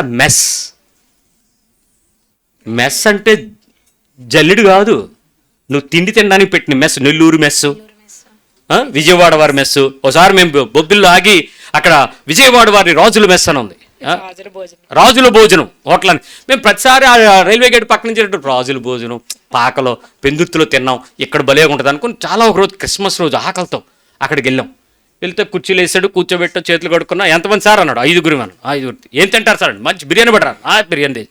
అదేంటి ఆడు ఉప్మా ఇస్తున్నట్టు ఇల్లు ఇస్తుంటే రాలుతుంది, పొడి రావట్లే, అది ముద్దగా రాలుతుంది. థియేటర్ బిర్యానీ ఎలాగుందని చెప్పి ఇలా మోతున్న వాళ్ళు అబ్బాయి అస్సలు రుచి లేదు.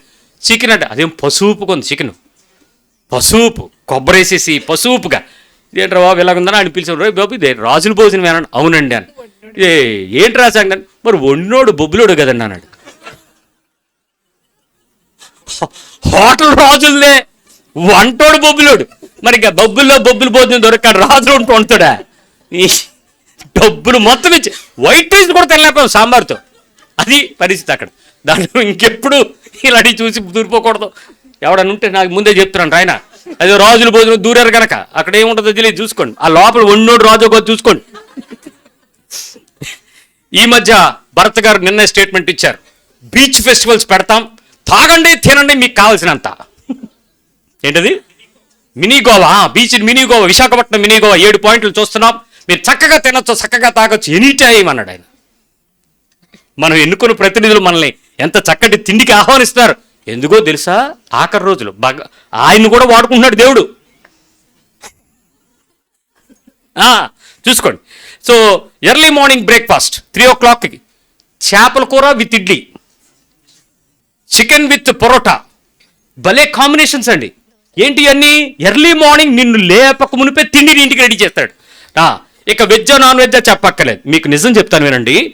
ఈరోజు లిస్టెడ్ హాస్పిటాలిటీ మార్కెటింగ్ సుమారుగా 6.9 లక్షల కోట్ల ఇండస్ట్రీ ఈరోజు హోటల్ ఇండస్ట్రీ జరుగుతుంది. 2.9 లక్షల కోట్లు జస్ట్ హోటల్ ఇండస్ట్రీ లిస్టింగ్లో ఉంది. Average profit revenue 1.6 lakhs crores. 1.6 లక్షల కోట్ల వ్యాపారం ఈ తిండి మీద జరుగుతుంది. నోవాహు రోజులు అంటారా కాదా చెప్పండి. ఇప్పుడు వాళ్ళు ఏం చేస్తున్నారట? తినుచు ఒక పదం. ఇప్పుడు దాన్ని వివరించుకుంటే ఇంకా అవలే, ఇంకా నాకు 2 పాయింట్లు ఉన్నాయి, గబగబా చెప్పేస్తాను. ఇప్పుడు ఈ పరిస్థితి ఎలా అయిపోయిందో చూడండి. మీరు వంట చెయ్యక్కర్లేదు వదినా, అనయా సామాన్లు ఏం తెచ్చుకోక్కర్లేదు, నెలకి నువ్వు ఫోన్ ఒకటి పెట్టుకుని ఓ 4 యాప్లు పెట్టుకుంటే నీ ఇంటికి తెచ్చిపెట్టేస్తా, టిఫిన్ దగ్గర నుంచి తెల్లారి పడుకునేంత వరకు. నీ ఇష్టం వచ్చిన ఫుడ్ యాప్స్లో ఏం జరుగుతుంది? డోర్ డెలివరీ, జొమాటో, జొప్టో, స్విగ్గీ, ఇంకా మీరు నాకు తెలిసిన ఈ 3, మీకు తెలిసిన ఎన్నో చూసుకోండి. ఇన్ని పరిస్థితుల్లో ఇన్స్టామార్ట్లో, బ్లింకెట్స్లో మీ దగ్గరికి తీసుకొచ్చే పరిస్థితులు ఎన్నో చూడండి. ఇంకొక ఇండస్ట్రీ చెప్పనా? Cloud kitchen. క్లౌడ్ కిచెన్ అంటే మీరు వండుకోరు, వాడు వండితే ఆడికి వెళ్ళి కూర్చుని బాగుంది అని రివ్యూలు ఇవ్వడం, ఆడు మీకు పంపుతారు. ఇంకొక విషయం చెప్పనా? బ్రాహ్మణ భోజన క్యారియర్, రాజుల భోజన క్యారియర్. ఇప్పుడు మీ ఇంటికి వచ్చేస్తాయి ఫుడ్, మీరేమీ కంగారు పడక్కర్లేదు. బెండకాయలు మార్కెట్లోకి వెళ్ళి చూడక్కర్లేదు, ఆనపకాయ గోరుగొచ్చక్కర్లేదు. నీ ఇంటికి ఏది కావాలంటే వచ్చేస్తుంది. అన్ని వెరైటీస్తో పాటు ఉడిపి భోజనం కావాలా, రాజుల భోజనం కావాలా, వైశ్య భోజనం కావాలా, అసలు నీకు ఏదైనా అన్నిటి కలిపి కావాలా, నీ ఇష్టమే. ఓకే. ఇంకొక ఇండస్ట్రీ చెప్పనా? Fast food centres. అసలు టిఫిన్లు చేయటం మర్చిపోయారు అమ్మలం. ఏ బడ్డీ కొట్టైనా ఖాళీగా లేదు, చూసుకోండి వెళ్ళి. రోడ్డు మీద ఎంత తిండండి, ఎంత మార్కెట్ అండి, ఎన్ని చట్నీలు అండి. ఎవడైనా ఇంతకు మునుపు భోజనాలు పెట్టుకోవాలి, పెళ్ళి అవుతుందంటే 100 మందిని పిలవాలా, 10 మంది వంటోళ్ళని పెట్టాలా, ఇంట్లో వాళ్ళు వంట తెలిసినోడు రావాలా, గొయ్యి తవ్వాలా, గాదిపోయి వేయాలా, కర్రలు కాల్చాలా, ఈ తిప్పలేవు. అంత క్యాటరింగ్, అంత క్యాటరింగ్. ఆర్డర్ తీసుకొని ప్లేట్ ఎంత, లిస్ట్ ఎంత. ఈ మధ్య ఆదిరెడ్డి వారి ఈవెంట్స్, స్వీట్లు ఎండ్రా 150 రకాలు, చచ్చిపోడు షుగర్ డాక్టర్ నెట్టాలి పక్కన, బిర్యానీ 30 రకాలు. ఏంటి ఈవెంట్? ఏంటి లైవ్ ఈవెంట్, మధ్యలో పక్కన మ్యూజిక్, పాటలు పాడుతూ ఉంటాడు. రామ్ మిరియాల ఆయన వస్తాడు మళ్ళీ అక్కడ పాట పాడడానికి. ఏంట్రా నీ ఎర్రి అని అంటే, ఎంత గొప్పగా చేసామో మా పెళ్ళి, 4 రోజులే కాపురం. ఇది మళ్ళీ లాస్ట్లో చెప్తాను, పెళ్లి చేసుకునేటప్పుడు చెప్తాను. రైట్, ఇంకా రండి. ఈ మధ్య ఇంకా గొప్ప విషయం ఏంటంటే తెలుసా? Food festivals. ఫుడ్ బజార్లు తయారైపోయినాయి. పెద్ద పెద్ద లావిష్ ఫుడ్ ఆ బజార్లే కాకుండా గృహ పిండి వంటలు. అంటే ఎవడో చెప్తున్నాడు సెకండ్ వైఫ్స్ అంట ఫుడ్ క్యాంటీన్ పేరు. ఏం పేరు అది అంటే సెకండ్ వైఫ్ అట. మా ఆవిడ తిని చచ్చిపోతున్నావు అందుకని సెకండ్ వైఫ్ తింటానికి వెళ్తాను.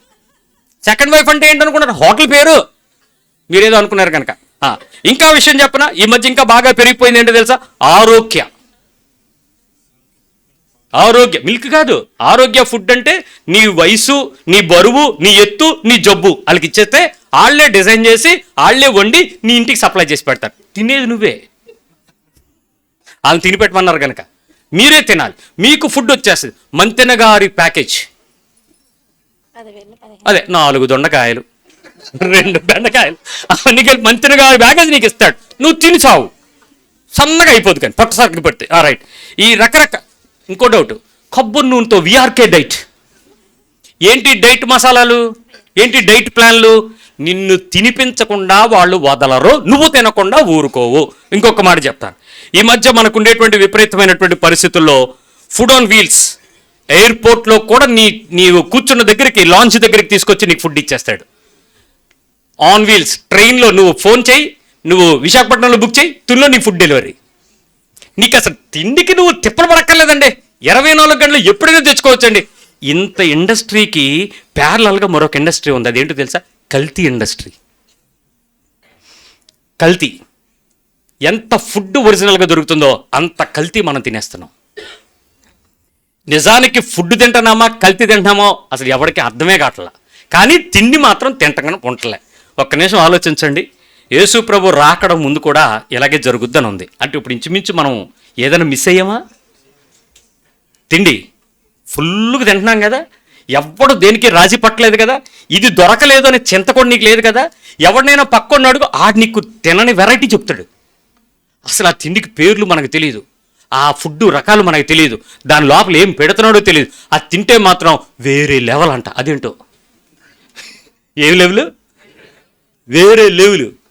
మీ అమ్మగారి చేతి వంట రుచి చూస్తే అది వేరే లెవెల్. మీరు చెప్పేదేం వేరే లెవెల్, చెత్త లెవెల్. ఎందుకు ఇంత దాసులం అయిపోతున్నాం? ప్రభువు రాకడ ముందు మనుషులు ఈ రకమైన బలహీనతలకు ఎడిక్ట్ అవుతారని దేవుడు ముందుగానే చెప్పాడు.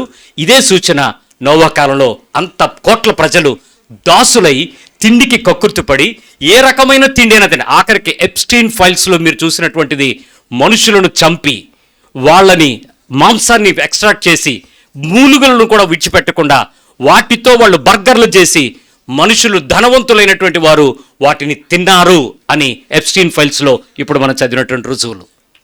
ఎక్కడో ఆటవిక జంతువులు, ఆటవిక జాతులైనటువంటి క్యానిబాల్స్ అంటే మా నరమాంస భక్షులు ఉన్నారని విన్నాం, కానీ ఎప్స్టీన్ ఫైల్స్లో ఆ దీవిలో మనుషుల ఆహారాన్ని వాళ్ళు తిని ఈరోజు పెద్దలైనటువంటి వారు యవ్వనంగా ఉండడానికి, ఆరోగ్యాన్ని పెంచుకోవటానికి, వారి వయస్సులను తగ్గిపోయేలాగా చూపించుకోవటానికి వాటిని తినటానికి అక్కడ చేరారు అని ప్రపంచం నివ్విరిపోయే ఆ రెవల్యూషన్స్ ఈరోజు కాలంలో మనం చూస్తున్నాం.